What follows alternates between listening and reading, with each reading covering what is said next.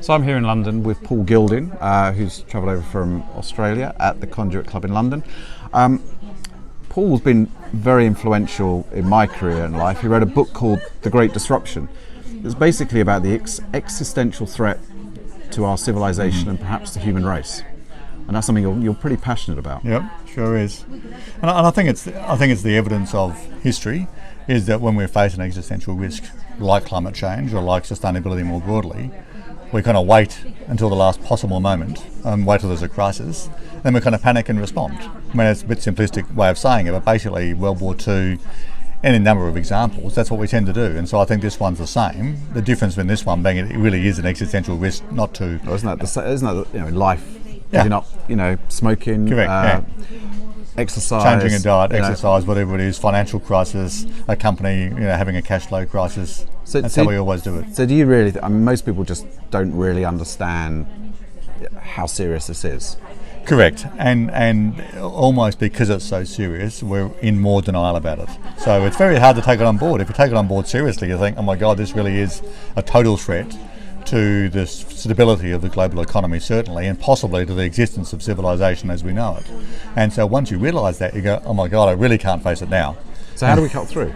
And so it's very important to recognise that when these crises emerge, if they're physical, as this one is, we'll have to break at some point. We can't keep on ignoring it because it'll overwhelm us. So at some point we do respond, and I think the trigger is it's like the end of denial for drug addiction, for alcoholism, for anything.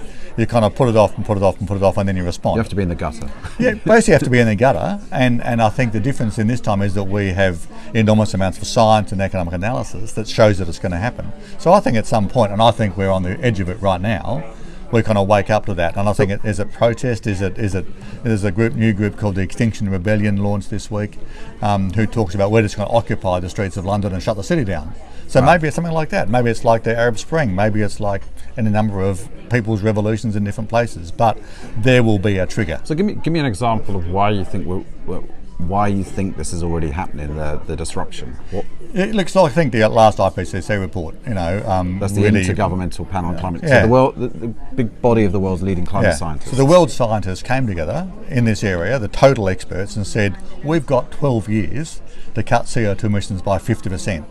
Right? Now, if we don't do that, we're going to face catastrophic existential risks to the stability of global society. So at that point you say, wow, okay. But you said we're on the edge of it right now. So what are we already seeing? Yes, okay.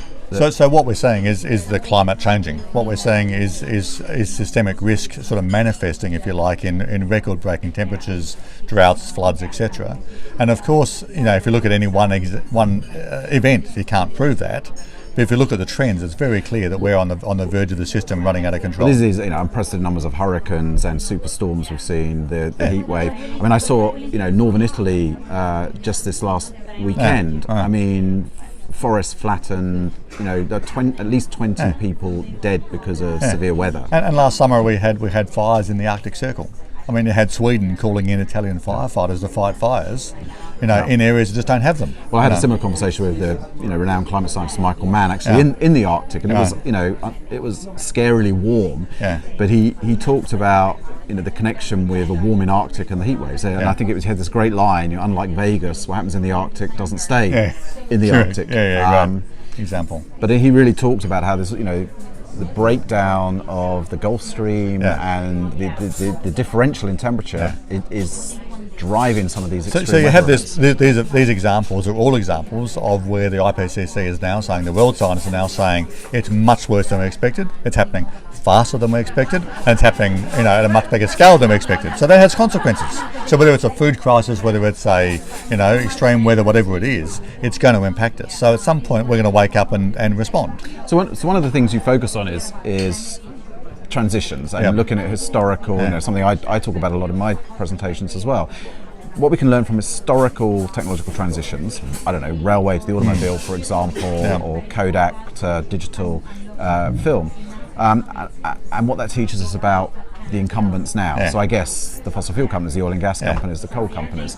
I mean, a lot of people talk about those companies transforming into clean energy companies. I mean, is that our road to address They're not going to. I mean, it's not that they couldn't technically, But all the evidence of history of economic transition is the incumbents don't transform.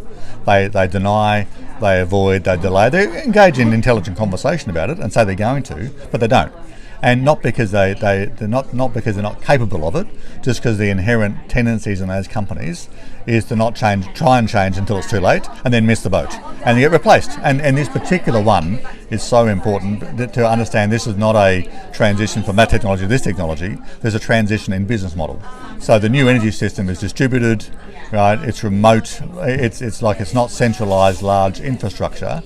It's more like a kind of digital technology transition. And that means the current companies don't have the culture, the capital investment cycles to be able to do it. And I guess part of the problem is, they earn too much money from the existing business until they don't. Correct. And then that happens, that tipping point happens so quickly. And when it does happen, it's too late for them to change the culture and the business model because new companies have already captured it. So in terms of the new energy system, why did Tesla launch the electric car to scale rather than Ford or GM or Toyota? Because the inherent nature of incumbents is to miss those things, right? So that's what's going to happen on this as well. That yes, the energy companies that we see today will one day wake up and think, oh my God, it's really changing. We're going to have to transform quickly. They would have been replaced by then, and they won't be built for purpose. And so to change the culture is so difficult. They'll simply be replaced, and that's okay. That's how markets work, and nothing wrong with that. It's just except if you own an oil and gas company, then you lose your money.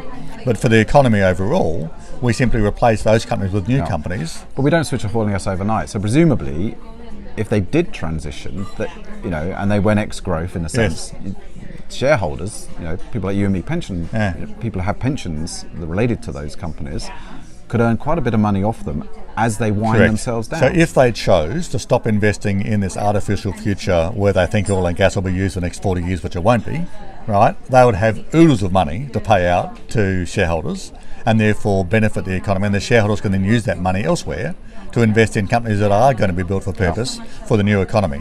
Now, they won't do that voluntarily. They'll do that when the market dries up and they're valued accordingly. So of course you'd value a company more highly if it had 10 years of high dividends than you would if it was wasting money on oil and gas assets that can't ever be used. And that's a big change. So, should you divest or should you engage, or is it I had some great conversations with Clara von Driesch, who is the director of Divest Invest, which is all about divesting from oil and gas and investing in clean technology, but also Anne Simpson at CalPERS, who's running something, who's behind something called the Climate Action 100 Plus, bringing together all the big shareholders, institutional shareholders, to engage with the companies. Do you see? I think there's two things. If you're a individual investor, the risk in these companies now is very, very high, and you'd be much better off divesting and investing in the new companies that will replace them. If you're a CalPERS style, system investor, then it makes sense to actually try and force them into change the strategy. So those companies should be paying out dividends at large scale and not investing in the stranded assets of the future. So it's a coordinate. It should be coordinated. It needs to be coordinated. But it won't happen. Those companies will not change unless they're forced to by policy or by investors. Or both, probably. Probably both in the end. There was a great paper written by Mark Fulton for the PRI, the Principles for Responsible Investment, on the inevitable policy response.